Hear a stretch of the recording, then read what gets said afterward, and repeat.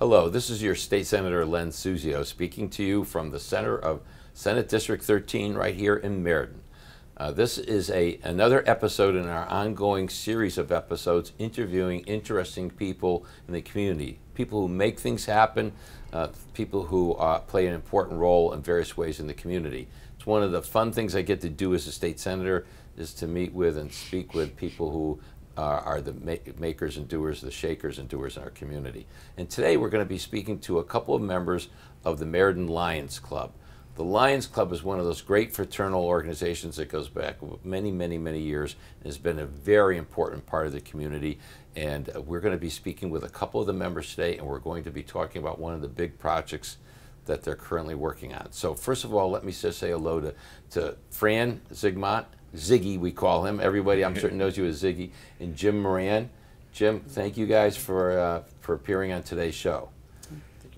It's our pleasure, I guess, to be here. Yes. You wait till after the interview's over, then we'll find out. So let me begin first of all by saying you're both active with the Lions Club. What are your positions in the Lions Club? Are you like the worthy Grand Lion or something, or what is your position, Jim, first? Well, we both were served as presidents, and at the moment I am committee chair of the Red Bridge project and the duck race in our town. Ziggy is our welfare in charge. Well, for myself, I was the president of the Meriden Lions Club in 1994. Mm-hmm. I started the first duck race way back in 1994. It was not recognized as a fundraiser at that point in time until I went to see the commissioner and discussed the duck race, and he said, "No, we don't recognize that in the state of Connecticut." I said, "Well, but you do have a cow flop." Excuse me, but that's what it is. Mm-hmm. A cow flop contest. I said, duck races has the same possibilities. So we tried it one time, videotaped the duck race, the first one, gave it to the commissioner, they viewed it, and actually the laws regarding the duck races in Connecticut, which there are many, are based on our first duck race. So I'm very proud of that. It took a lot of effort to get it done, but it was accomplished. So there was no duck racing law, unlike horse racing or greyhound racing or whatever? No, duck races were not recognized in the state of Connecticut.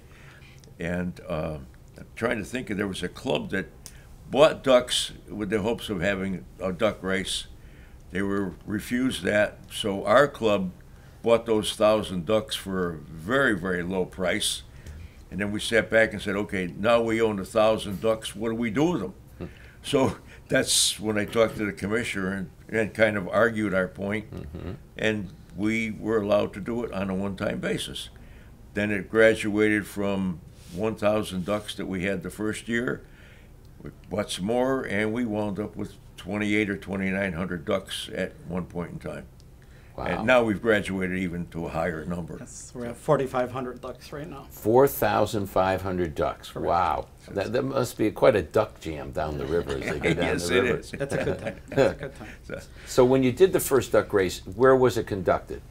The first duck race was held at Red Bridge. Oh, at Red Bridge itself, Red okay. Bridge, yeah, right. I believe the bridge wasn't finished at that time. I don't even remember that much, but anyway, but it was at Red Bridge. I remember it was pouring rain that day. And as usually for a race, you have a starting gun. Well, ours was an antique cannon that one of our members happened to own. So, and we had confetti come out the end of the cannon rather than a ball. And that's how we started our duck race. But I do remember it poured that day, something intense. So.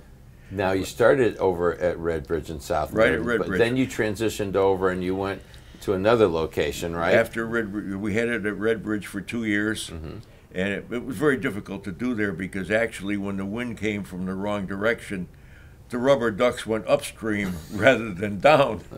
So we moved it to Brookside Park. Right. In Meriden. We had it there for probably 10, 12 years, and now we're back. Well, then we moved back to Red Bridge a couple of times, and now we're in the in the Meriden Center Park there. Right, and the new green. In and the new green area. A great area for it. Turned out to be it was Jim's idea to have it there, and it was a good place to have it. Had a very last year was a big eye-opening. It's the first time people with disabilities or anybody could walk along the whole race And watch the ducks go down the river. It was a moving experience. We had a ceremony for the veterans before, and it turned out to be a great ceremony. And the duck race went off no problems, and this year it's even growing more. So the Meriden Green area will work out great for us. Wow. Now, how many ducks do you think you estimate will be entered in this year's contest? I'm hoping 4,500. 4,500. And if someone wants to purchase a duck or rent a duck or whatever you want to take a chance on a duck, how much does it cost? The ducks are $5. I am offering a program which we started last year with nonprofit groups in our area. They're able to purchase the duck for $250, and we give them $250 back. Okay. So and a lot of the high schools and clubs got involved, and some of them made over $700 for their clubs. So that's excellent. it was found money for them, and it helped us get our name out there. Now, what does the winner of the duck race get? Is there a prize or two that you give out, or what's We have 10 prizes. The top prize is $1,000 cash. And from there, we have a very nice Weber grill. We have another $500 cash prize, and there's some real good prizes this year. And I assume that the profits that you make after all that, you save for doing things like the project we're going to talk about, like the Red Bridge itself. Yeah, it goes right back into the community. In various ways, we donate to a lot of or support a lot of causes. And so all of the money that the Lions Club collects goes right back into the community. Every nickel ever. We give away 5 $2,000 scholarships a year, and a $2,000 scholarship, first of all, is kind of unique. You think about scholarships in town; they're in the $500 range. Yes, yeah. We give away $2,000 times 5 every year. We have a committee that collects the applications from various schools, and so I'll tell you, I belong to the Lions Club. I'm very proud of it. We do a lot of good. We have a lot of fun, and it's just a good organization. You should be proud of it. The Lions Club does wonderful things for the community, and you've had a vibrant Lions Club, not a dormant one as far as I can see. How many members are there in the Lions Club right now? Right now, they're in their 80s. No, we have about 100. About 100? 100.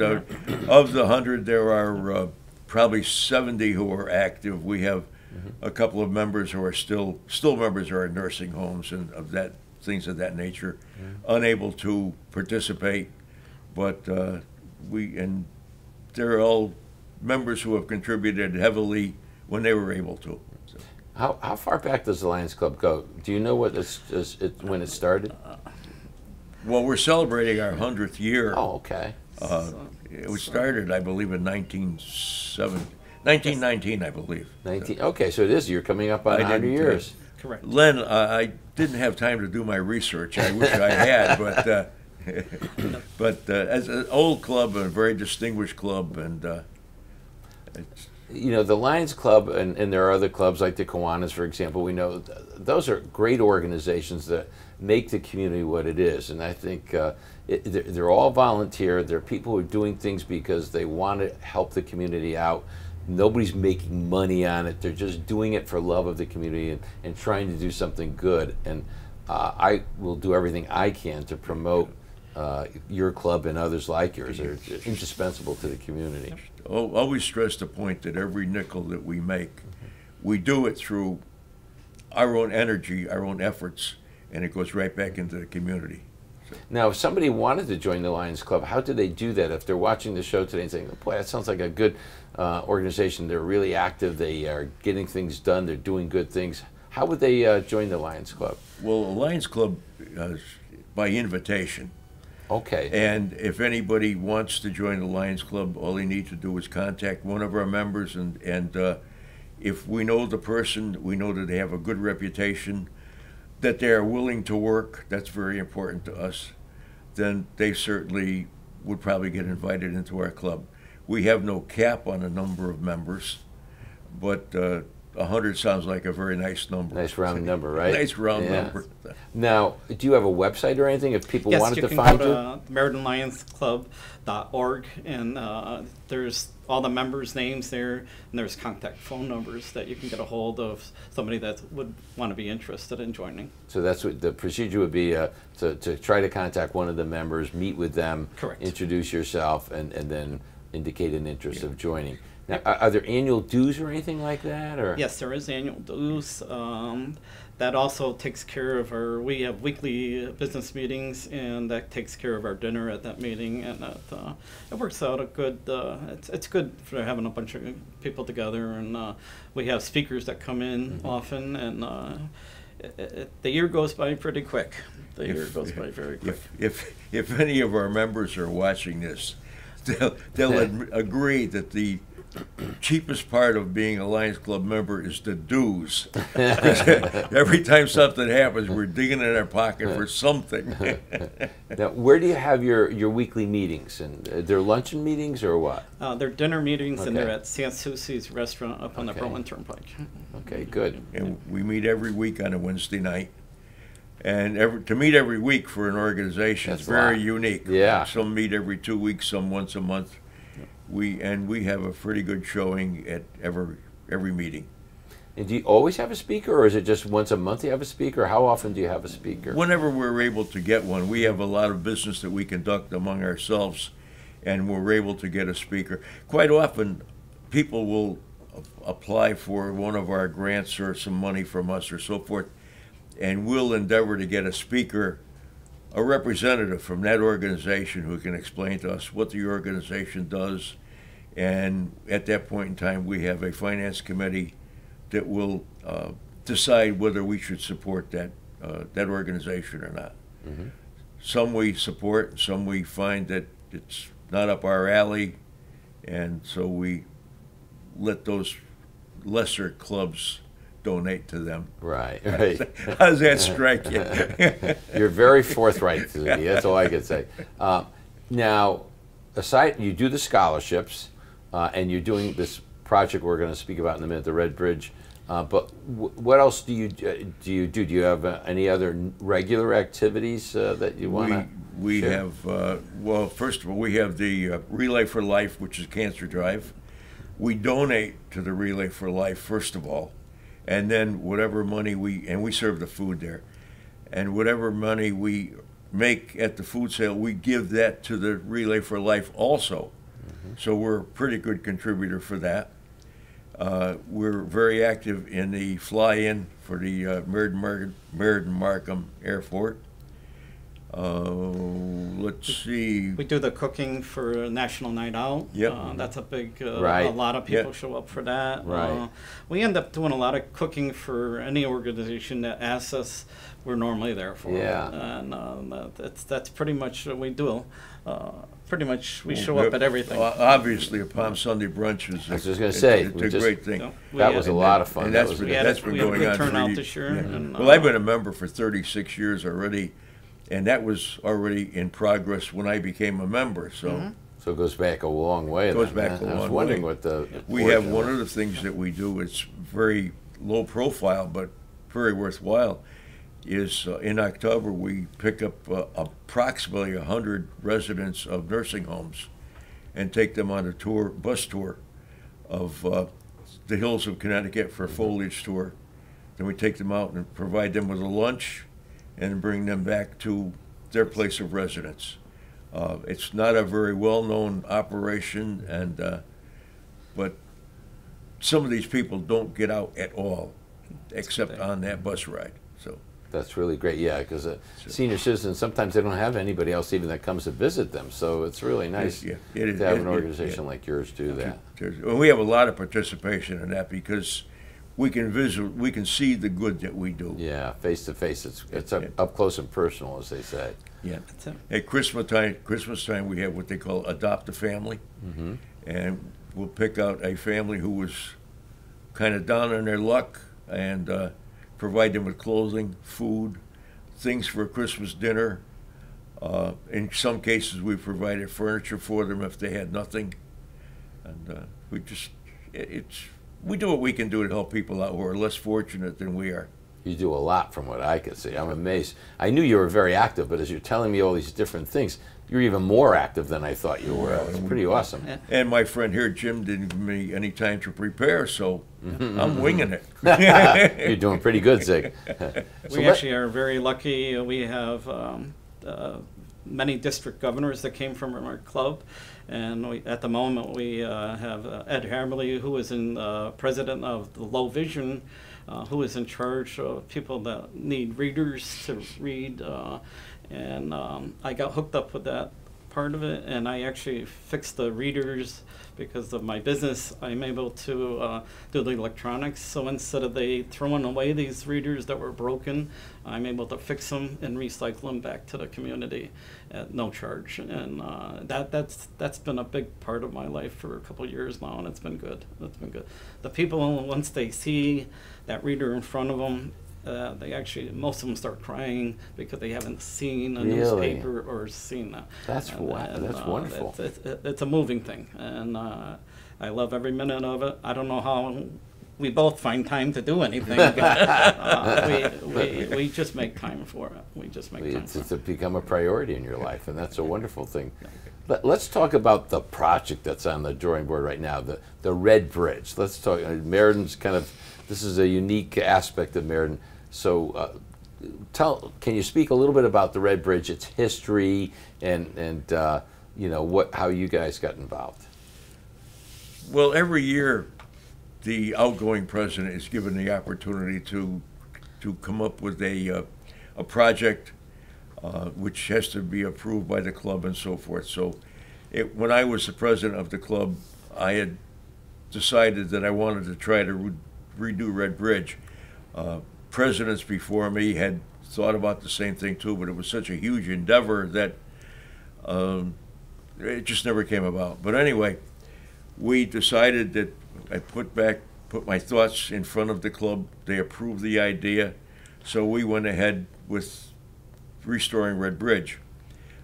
We applied to the city of Meriden for funds to help us out. But the proposal was that it's going to take some money. Red Bridge at that point in time, as most everybody knows, was very, very bad. Now this is going back to the 1990s, basically, right? This goes back to, 1994 when I was the president.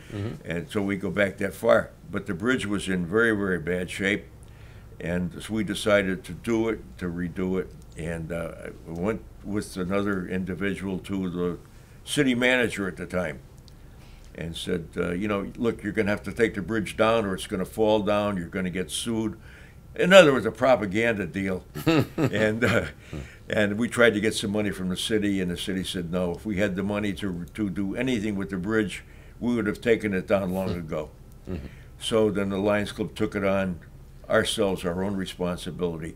We received some money from people's supporters, but most of the money and all of the labor, I can't say all of it, that's not true, but all of the club members pitched in, and we had some various local businesses donated time, effort, material, men, and so forth, and we stripped the bridge, installed about 780 feet of new steel on the bridge, countless gallons of red paint.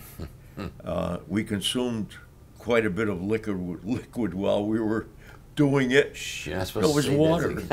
Oh, okay, water and soda, and things of that nature. And but anyway, it took us about 2.5 years to do the bridge, and we finally had a grand opening in 2002, sometime in September. We cut the ribbon and said to the city of Meriden, Red Bridge is completed. And now it has fallen into a state of disrepair, so we're not endeavoring, we're going to do it again. We will redo Red Bridge. Well, I mean, first of all, the first job you did was fabulous. I've seen pictures in your album, and I remember going by it when it was reopened, if you will, because people couldn't even walk across it. It was so dangerous at that It was point all in time. blocked. Yeah. once the bridge became such bad shape, and they built another one right next to it, a concrete bridge, and then from that point on, Red Bridge was nothing except aggravation for everybody. But it is a landmark. I mean, when you think about it, it's pretty one of the unique little landmarks of Meriden. It's on the National Historic Register for Historic Places. When we restored it, we tried to, with that theme in mind, we tried to replace it as close to its original as we could. And we went to a lot of effort. Some of our members went to a lot of effort to look up the bridge, to restore some of the original pieces of steel, remade those pieces, and anyway.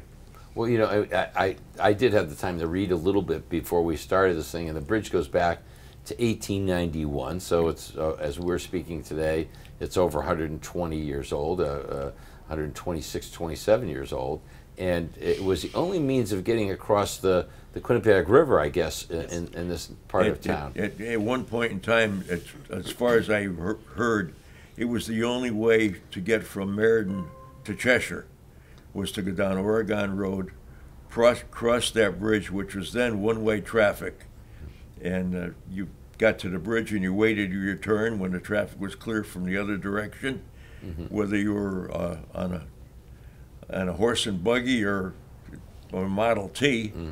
You just waited your turn until somebody allowed you to cross. No traffic light, none of that. That's when people were very polite to each other back in the old days. A lot more leisurely time then, too. Yes. I mean, you're going back, 1891 was just before automobiles really, the advent of automobiles. So I imagine the first couple of years it was almost always just horse traffic and foot traffic, basically. It's hard to believe when you think about it. That bridge, its origins are in an area that preceded automobiles. And it gives you an idea, appreciate the history of it. It was one, according to what I've read, it was one of 6 iron bridges built by the Berlin Iron Works, basically, and it's the only bridge of the 6 that's remaining today. All of those were in Meriden, by the way. But in searching the history of it, some of the Berlin Iron Works bridges were as far out as Texas. Really? They were pretty much nationwide, a big outfit. And but they did do 7 of them in Meriden. The only one existing still is Red Bridge.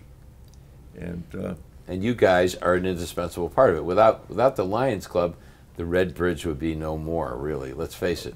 It would have been down by now. It would have by now. It would have collapsed into the river. So I mean, you did restore it 20 years ago. It's not as bad as it was when you did that restoration. It was really on the verge of collapsing at that point in time. So is this kind of like, what do you have to do to the bridge to get it back up to its good condition again? What are your plans? We have to scrape and paint, scrape the rust and so forth off and wire brush it. And of course, we'll have to be very careful that we do this and not affect the river underneath. Right. So we'll be cautious about that. We'll replace in the area of 78, 16 foot long, 8-inch wide, 2-inch thick oak deck on it that just deteriorated. City of Meriden now is patching up the holes that have fallen into the bridge, and we're cooperating. They're cooperating with each other. They're doing the Band-Aid work, and we'll come along and finish it up as soon as we're able to.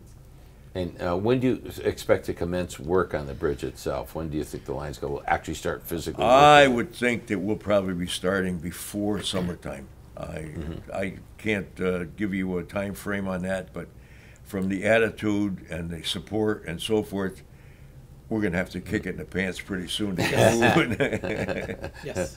Well, now as we're speaking today, there's a dinner on Friday night, which is it's tomorrow night basically, as we're speaking today, and it's a pasta dinner, and it's going to be all the proceeds are for this particular project. Yes, we needed to bring some more funds into the club because it is going to be expensive. Just the painting and the scraping part is we figure around $10,000 just for that part, and then the wood planks, it's going to be probably another 10. So we need to bring some money into the club. So we came up with Red Bridge pasta dinner, and so far it's gone over very well. We've had good press about it, and the people that walk the linear trail are ecstatic to get it back to in good shape. This past fall, we went down with maybe 7 or 8 guys, and we cleaned up the area.